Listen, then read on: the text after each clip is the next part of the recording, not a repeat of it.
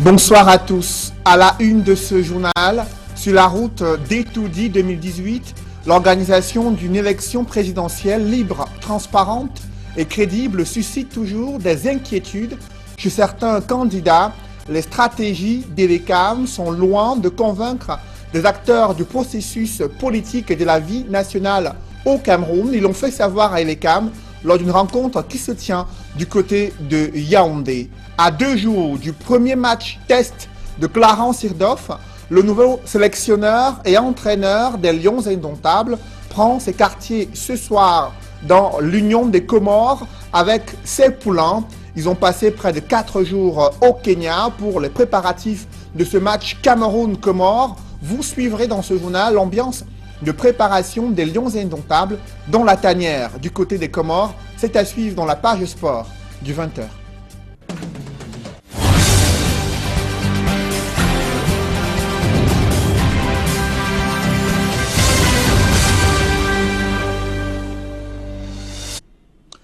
Merci de suivre cette édition complète de l'information sur Equinox Télévision. D'abord, les images de ce drame survenu cet après-midi sur la route nationale numéro 3. Au moins 7 personnes ont été tuées dans un grave accident survenu non loin de Samba, sur la route Douala à Yaoundé. Selon des témoins, la collision entre un minibus et un camion a été violente. Il y a eu près de 7 morts, selon un bilan provisoire, de nombreux blessés graves, notamment parmi les occupants de ce minibus. La circulation entre Douala et Yaoundé a été perturbée durant toute la journée. Les forces de maintien de l'ordre sont sur les lieux, selon les dernières nouvelles, pour rétablir le trafic entre Douala et Yaoundé. Précisons que ces accidents mortels se multiplient. Pourtant, il existe des campagnes de prévention routière qui sont menées systématiquement sur cet axe Douala et Yaoundé. Qu'est-ce qui explique la multiplication de ces accidents mortels? Quelle est la portée des campagnes de prévention routière? Élément de réponse avec nos reporters Marcelin Gansop et Emmanuel Diop. Faisant partie du tristement célèbre triangle de la mort, la nationale numéro 3 est l'un des axes les plus meurtriers du Cameroun. Et à peine l'équipe de prévention routière s'est-elle ébranlée en direction de Douala qu'elle tomba à pic sur un grave accident peu avant Boumniebel. C'est une collision entre 2 camions semi-remorques, heureusement sans dégâts humains. Dieu nous a aidés. Cette fois-ci, j'ai vu la mort avec mes yeux. Je ne sais pas, quand je suis sorti là, je pensais toujours que je devais tomber. Je voulais voir comment on meurt, mais je suis encore debout. Un camion en panne ne doit pas faire plus d'une semaine en route. Il a voulu freiner. Moi aussi j'ai voulu freiner. Les 2 cabines, on s'est retrouvés face à face. Sans la ceinture de sécurité, je mourrais. Il est souhaitable que les responsables des sociétés, après un accident, qu'ils se dépêchent pour libérer la chaussée en évacuant les épaves de leur véhicule. Le véhicule qui reste encore longtemps sur la chaussée, il a beaucoup de chances pour provoquer un autre accident. Un peu plus loin à Macondo, peu avant Edea, 2 autres accidents viennent de se produire. Le premier met en scène une semi-remorque et une berline, transformées en amas de ferraille du fait de la violence du choc. Quant au deuxième, c'est une collision entre un grumier et un pick-up. Les accidents que nous enregistrons proviennent beaucoup plus de véhicules de tourisme qui vont excessivement vite. Contrairement aux gros porteurs qui ont un seul problème, quand ils tombent en panne, ils sont obligés de stationner plus ou moins sur la chaussée. Parfois, nous enregistrons aussi les accidents des véhicules qui viennent entrer sur ces gros porteurs qui sont stationnés. Ces accidents qui se sont produits en l'espace d'une journée remettent au goût du jour l'incivisme caractérisé de certains automobilistes. Les excès de vitesse, les mauvais chevauchements, les dépassements dangereux, ça ce sont des infractions récurrentes que nous rencontrons tous les jours, quel que soit l'axe que nous prenons. Hier, on faisait plus les patrouilles statiques, c'est-à-dire les gens quittent, ils restent à un endroit 2 heures, 3 heures, 4 heures de temps. Mais aujourd'hui, nous faisons les patrouilles mobiles, ça veut dire que je pars de Yaoundé. Yaoundé, je parcours toute la route jusqu'à Douala, aller et retour. C'est ça qu'on appelle le contrôle de flux. Les équipes de prévention et de contrôle de la gendarmerie nationale ont du pain sur la planche devant autant d'actes de délinquance routière. Pour autant, les gendarmes ne baissent pas la garde, ce d'autant que nous sommes dans la période délicate de rentrée scolaire, marquée par l'intensité du trafic sur l'axe Yaoundé-Douala. Je demande aux passagers de contrôler le chauffeur dans leur véhicule. Quand le chauffeur prend le volant, qu'il ne croit pas qu'il transporte des bagages. Ce sont des humains. Ces passagers doivent intimer l'ordre au chauffeur d'aller à une vitesse réduite pour éviter les hécatombes et de respecter la signalisation routière. Entre prévention, sensibilisation et répression, la gendarmerie nationale entend jouer sa partition afin de réduire, à défaut de les éradiquer, des accidents qui ont transformé cet axe stratégique en mouroir. Malgré cette campagne de prévention routière, un grave accident s'est produit, je vous le disais, cet après-midi. Au moins 7 personnes ont été tuées. Elles étaient en majorité des passagères dans un minibus qui est entré en collision avec un camion semi-remorque. Parlons à présent de ce défi de l'organisation d'une élection présidentielle libre, transparente et crédible.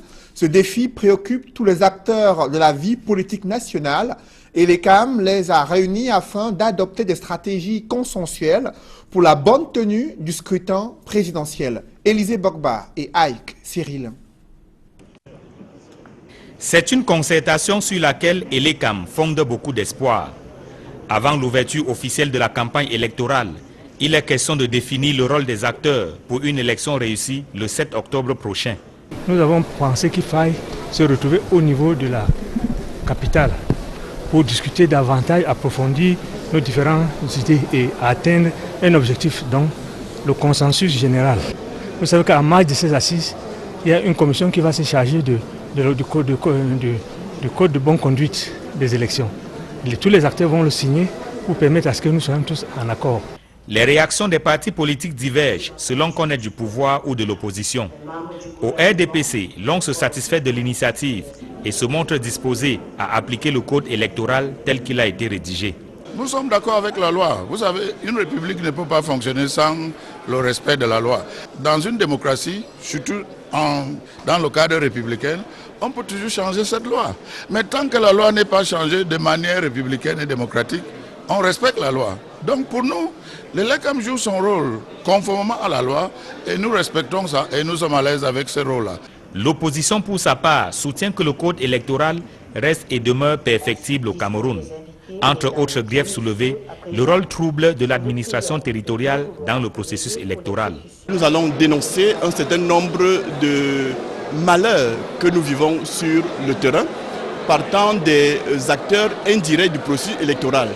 Je vais parler ici des autorités administratives du pouvoir déconcentré qui nous empêchent, il faut le dire, de nous déployer sur le terrain. Nous allons parler ici de ces policiers un peu trop zélés qui croient être au service d'un seul candidat et qui nous empêchent, je le disais encore, de nous déployer sur le terrain. En attendant que les résolutions prises à l'issue de la concertation soient mises en application, l'opposition se donne un nouveau défi, celui de créer un rapport de force. Ces textes-là ont été émis, discutés et votés par une majorité RDPC. La pression que les autres acteurs qui sont pas du RDPC exercent sur ces textes fait en sorte que, en tout état de cause, ils vont être retouchés. Le pouvoir des préfets, des sous-préfets, le gouverneur sera de moins en moins opérant lorsque sur le terrain, le rapport de force va changer. En 91-92, il n'y avait pas encore les lois. Nous avons fait des manifestations non autorisées qui ont dépassé la capacité de répression du pouvoir. Donc en réalité, fondamentalement, c'est le rapport de force sur le terrain qui prime. La concertation nationale entre Elections Cameroun et les acteurs du processus électoral est la 7e du genre. Produira-t-elle des effets en vue d'une élection réussie le 7 octobre prochain? Bien malin qui pourrait répondre à cette question. Et au sujet de cette concertation, des représentants de certains candidats à l'élection présidentielle contestent la proposition de l'ECAM de confier la rédaction du code de bonne conduite à une commission dans laquelle se retrouveraient certains hommes politiques soupçonnés d'appartenir au G20, ce groupe qui soutient la candidature de Paul Biya à l'élection présidentielle. Cette proposition de l'ECAM a poussé certains représentants des candidats à claquer la porte de cette concertation qui se poursuit jusqu'à ce soir, selon nos informations. Toujours dans ce titre concernant la présidentielle, où sont passées les imprimeries. 8 500 000 petites enveloppes, 20 000 exemplaires du manuel juridique sur l'élection présidentielle, également apprêtés, cette fois-là par l'imprimerie nationale du Cameroun. Tel est le constat que le ministre de l'administration territoriale vient de faire à l'issue d'une visite dans ces deux imprimeries. Globalement, les deux imprimeries ont fait preuve de beaucoup de professionnalisme et c'est le lieu de féliciter le directeur, le PCA, les employés qui se sont... Je crois qu'ils n'ont pas eu de sommeil parce que pour faire ce travail, ils ont dû se déployer, n'est-ce pas, 24 heures sur 24. À la SOPECAM, le ministre de l'administration territoriale a pu suivre le processus de fabrication du matériel électoral de bout en bout. J'ai trouvé la SOPECAM, le directeur général et son équipe, les gens qui sont extrêmement professionnels. Et vous avez vu que lorsque nous sommes arrivés ici, bon, nous avons été conduits dans les ateliers, nous avons vu le début du processus et jusqu'à la fin. Tout le matériel, les bulletins de vote ont été déjà emballés, prêts à être acheminés. Idem à l'imprimerie nationale où il a mesuré le travail déjà effectué. Imprimer 8 500 000 enveloppes en moins d'un mois. C'est un travail gigantesque et je me félicite parce qu'ils ont respecté le calendrier, ils sont même allés au-delà et tout le matériel commandé par l'ECAM est prêt. Pour le ministre de l'administration territoriale, tout se déroule pour le mieux dans le processus de fabrication du matériel électoral. Le travail a été fait à temps, il est livré, il sera livré à temps et les élections pourront se dérouler dans une ambiance sereine. Le matériel électoral est très important dans tout processus. Le MINAT, normalement, doit effectuer une visite pour constater que ces choses sont en place. Non seulement que le travail est fait, mais que c'est acheminé dans les 10 régions. La date limite pour la fabrication de ce matériel était fixée au 5 septembre 2018. Reste à jauger maintenant cette mécanique dans sa mise à disposition dans les régions et le jour J, le 7 octobre prochain. Dans le reste de l'actualité, la série noire se poursuit à Fumban, dans le département du Noun, suite aux fortes pluies qui sont tombées hier, mercredi. Plusieurs maisons d'habitation ont été emportées à la suite de l'effondrement des terrains. Près de 150 personnes sont sans abri. C'est le constat que font Mama Soufor, Dallas Tiana et Jean-Paul Chouniat. Moins d'un an après les premiers ravages de maisons et tombes, la colère de la nature s'abat encore sur les biens des habitants du quartier Njintut à Fumban. Un spectacle au bilan désolant, plus d'une vingtaine de domiciles, engloutis par endroits sur près d'1 kilomètre à la ronde. Heureusement, on n'a pas eu de pertes en vies humaines. Et nous disons merci. Et pour des pertes en matériel, on en dénombre beaucoup. Nous comptons vraiment partir ici au plus vite. La tombée de fortes pluies en ce mois de septembre inquiète les autres habitants qui n'ont de choix que de vite plier bagages avant l'arrivée du prochain enterrement des maisons, tombes et arbres. Je ne sais même pas encore l'endroit où je vais trouver même une maison pour habiter. Et cette famille de 15 personnes ne sait donc où aller. Un de leurs proches, Ndjoko Mama, dans l'urgence, leur offre un toit qui fait pleurer. Maintenant, c'est la rentrée scolaire. Ils ne savent même pas, avec tous ces enfants, ils sont plus de 15 personnes dans la maison. On ne sait même pas là où ils vont s'habiter, mais moi, je peux le trouver une chambre presque pour un mois. Le sous-préfet de Fumban vient évaluer le désastre et prendre éventuellement des mesures à l'issue encore incertaine face à l'urgence et les besoins des sinistrés. Il va falloir qu'avec les autorités municipales ici présentes et avec les autres services techniques, que nous puissions voir dans quelle mesure les populations sinistrées peuvent être recasées en attendant. Sur l'ampleur des dégâts, l'adjoint au maire de Fumban fait une annonce sur la solution pour mettre fin à la galère de la population de ces quartiers. Le gouvernement de la République avait pris attache avec la municipalité pour éradiquer ces problèmes en offrant un projet de 3 milliards de francs et qui a été bien apprécié par le maire de la commune de Fumban. Installée il y a quelques semaines, la commission R.A. Njimoussa Foshive est plutôt dépassée par l'ampleur des événements, largement au-dessus des compétences de sa commission. Des publi-reportages dans ce journal, l'Institut universitaire du Golfe de Guinée qui a tenu son conseil scientifique, objectif améliorer la qualité des enseignements dans ce grand complexe, cet Institut universitaire du Golfe de Guinée, afin de garantir une formation académique adéquate et qui est également en adéquation avec les besoins du monde socio-économique. Des précisions dans ce reportage. Je vous parlais donc de ce reportage concernant le conseil scientifique de l'Institut universitaire du Golfe de Guinée. Parlons plutôt de cette ambition de permettre aux jeunes dans les différents établissements scolaires de Bafoussam de connaître les règles d'hygiène pour mieux laver les mains en utilisant les produits Bactol, qui sont des produits mis sur le marché par la société des laboratoires Biopharma. Une campagne et une caravane visant à sensibiliser les jeunes élèves sur les règles d'hygiène et surtout l'utilisation des produits Bactol. Reportage. Au tout premier son de cloche de la rentrée 2018, voici les laboratoires Biopharma dans les établissements scolaires de Bafoussam. À travers sa marque Bactol, les laboratoires Biopharma ont décidé de descendre dans les écoles et insister sur l'importance de se laver les mains avec de l'eau et du savon Bactol. Et lorsqu'il n'y a pas de l'eau et du savon, on utilise le désinfectant Bactol. Lundi 3 septembre, jour de rentrée solennelle, l'équipe des laboratoires Biopharma est au complexe bilingue privé laïque La Providence pour sensibiliser les élèves de la maternelle et du primaire. Sur place, une démonstration de lavage de mains au savon et désinfectant Bactol. Les deux fonctions du savon Bactol sont antiseptique et antibactérien. On applaudit pour elle. À la fin de la séance, une distribution des produits à tous les élèves. Une action citoyenne qui touche le cœur des responsables de l'école bilingue privée laïque La Providence. No company has ever entered this institution and done as Biopharma has done. So I want to just say that I am overwhelmed with joy because of what Biopharma is doing in our institution. Je constate que c'est un partenaire de confiance et je lui dis merci 1000 fois.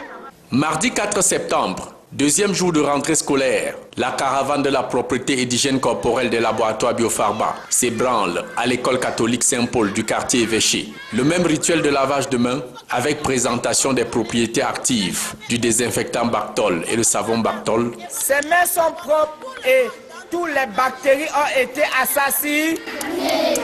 Et le message passe plutôt bien auprès des tout-petits. Relais pour leurs parents à toujours se procurer le savon Bactol pour l'hygiène et la propreté de toutes les familles. J'ai retenu que quand on veut laver les mains, on savonne les mains et on rince. Pour éviter les microbes. Et face à ce souci des laboratoires Biopharma, de préserver la bonne santé des élèves en leur prodiguant des conseils et distribuant des savons Bactol, la directrice de l'école primaire et maternelle Saint-Paul n'a qu'un mot sur les lèvres. Monsieur le Président, directeur général de la société Biopharma, merci déjà pour ce qu'il fait, pour ce qu'il fera et pour ce qu'il a eu à faire. Qui dit merci demande encore, s'il peut en plus de ça, penser aux personnes déshéritées. Mercredi 5 septembre, dans la grande cour de l'école privée Les Oiselets au quartier Kankop, tous les élèves et enseignants accueillent l'équipe des laboratoires Biopharma, venus leur donner des conseils sur la nécessité de toujours se laver les mains et tout le corps. Mais alors avec quoi? Les produits Bactol bien sûr. Après échange fructueux, les tout-petits reçoivent des packs de savon Bactol pour leur hygiène corporelle, gage d'une bonne santé tout au long de l'année scolaire 2018-2019. Par cette campagne de sensibilisation à la propreté et l'hygiène corporelle, les laboratoires Biopharma s'engagent à poursuivre le combat jusqu'à extinction complète des microbes et des bactéries en milieu scolaire et familial.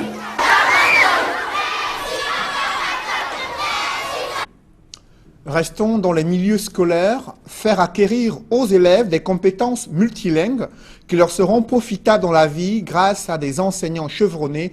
C'est l'objectif que s'est fixé cette école bilingue, Christ, de King Bilingual Nursery and Primary School, qui est située à Makenene. Des précisions dans ce reportage. Le 3 septembre dernier, c'était la rentrée scolaire sur l'ensemble du territoire national. Dans l'arrondissement de Makenene, département du Bas-Minoubou, Région du centre, les tout petits également renouent avec le chemin de l'école. Rendu dans cette école qui a pour nom Chris de King Bilingual Nursery and Primary School de Makelele Est, à l'est de Ngokop, l'affluence en ce jour de rentrée scolaire est à son comble. Parents, enseignants et apprenants se sont levés aux aurores pour éviter d'être en retard dans cet établissement scolaire de référence où le bilinguisme est désormais une réalité. Christ the King is one of those schools in Makelele that has proven beyond reasonable doubt that education can go above boundaries. That is a school that teaches extremely very well. I think if to use that adjective, and also it is very clean and very secure for children. I think that is why I brought my child here, and I feel that like last year, the child has actually transformed and improved from being just an average child to an extremely good child. I think Christ the King is a school that I would advise any other parent to enroll the child into Christ the King. Les dirigeants de cette école de référence, qui a pour nom Chris de King Bilingual Nursery and Primary School de Makelele Est, à l'est de Ngokop, ont tenu pour cette rentrée scolaire 2018-2019 à mettre les petits plats dans les grands dès le premier jour de la rentrée scolaire. Après une courte prière, place maintenant à l'hymne national.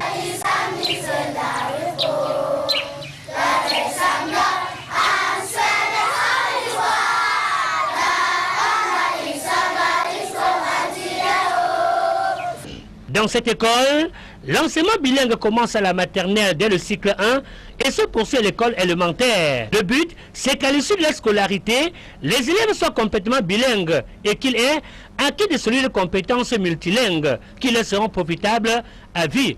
D'où l'adhésion de nombreux parents. Et en 2 ans seulement, nous avons vu des progrès que cette école est en train de faire. Et nous comprenons que une école n'est jamais de trop quelque part, parce que l'école apporte toujours quelque chose de bon.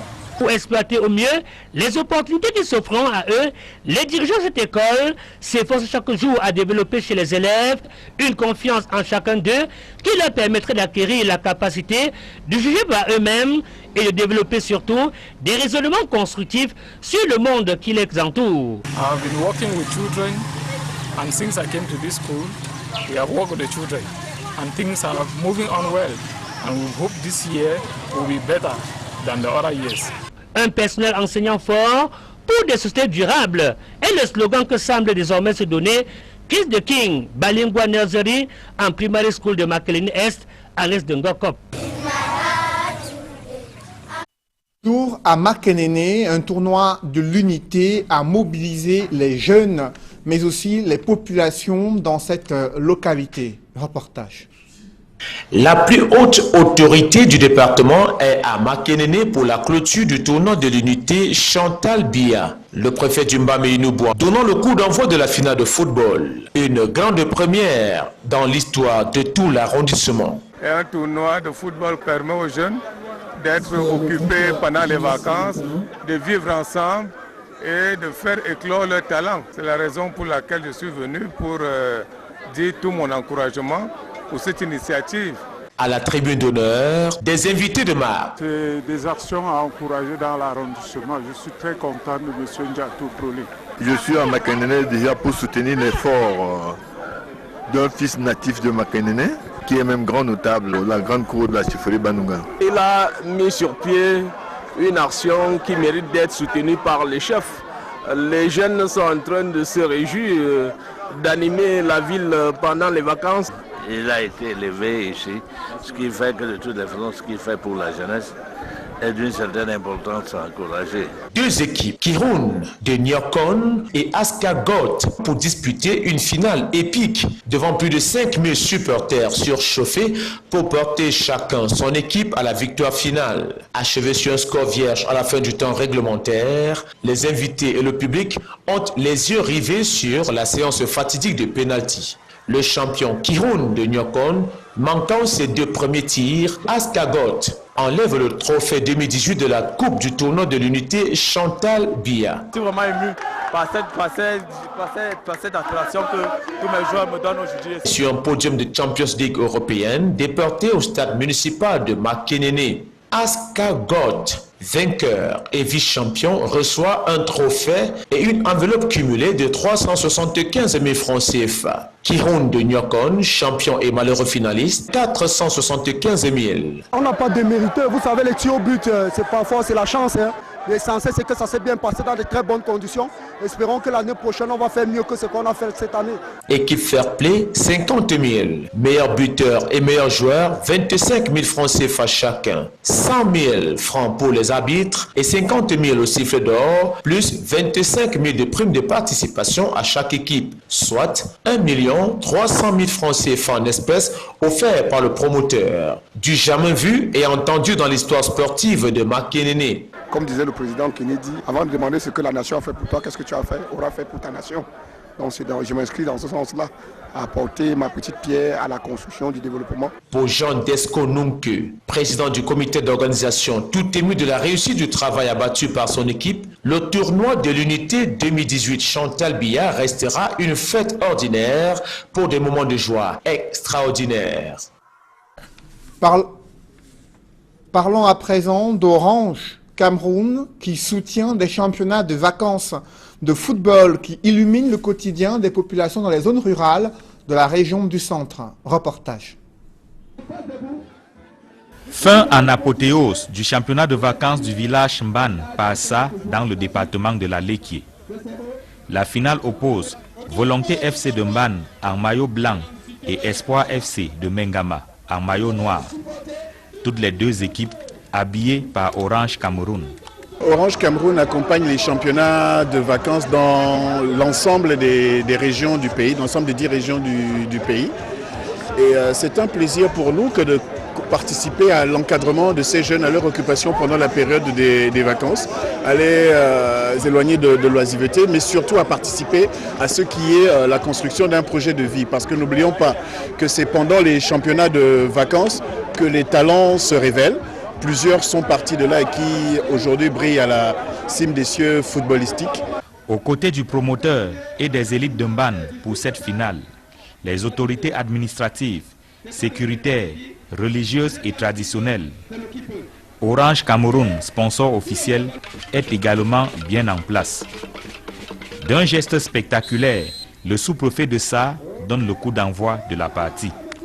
Au-delà de cette finale, c'est une belle fête. Une belle fête pour les populations de ce village. Nous avons accepté de venir présider cette finale déjà pour encourager l'élite locale qui fait beaucoup pour l'épanouissement de la jeunesse.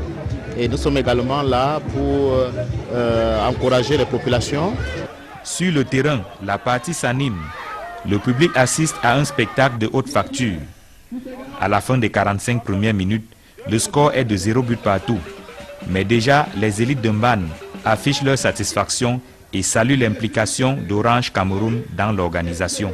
Lorsque nous avions lancé ce tournoi, ce championnat il y a 26 ans à peu près, nous étions dans la bataille tout seuls et tout cela. Et lorsque nous constatons qu'il y a des partenaires comme Orange en particulier, et qui véritablement depuis l'année passée se manifestent, nous nous sentons réconfortés, parce que c'est tout cela pour la promotion de la jeunesse, pour la promotion du savoir-vivre, la promotion du vivre ensemble. Il faut pouvoir permettre aux populations de rester sur place dans une certaine émulsion, une certaine joie de vivre ensemble, un plaisir de rester au village. À la reprise, les deux équipes continuent de se neutraliser. Au coup de sifflet final, le score est toujours de 0 but partout. Nous avons comme préoccupation au cours de cette finale de mettre à exécution les instructions gouvernementales. L'instruction gouvernementale qui veut que les communautés participent au développement de leur population. Et c'est dans ce cadre-là que nous essayons de nous investir au mieux que l'on peut pour pouvoir faire vivre nos enfants utilement. À la séance des tirs au but, les joueurs de Volonté FC de Mban se montrent plus adroits. Ils remportent la finale, 4 tirs contre 3. Grâce au concours d'Orange Cameroun, des trophées, mais aussi des enveloppes sont offerts aux meilleurs buteurs, au comité d'organisation, à l'équipe championne, au corps arbitral, aux malheureux finalistes et aux vainqueurs de la coupe.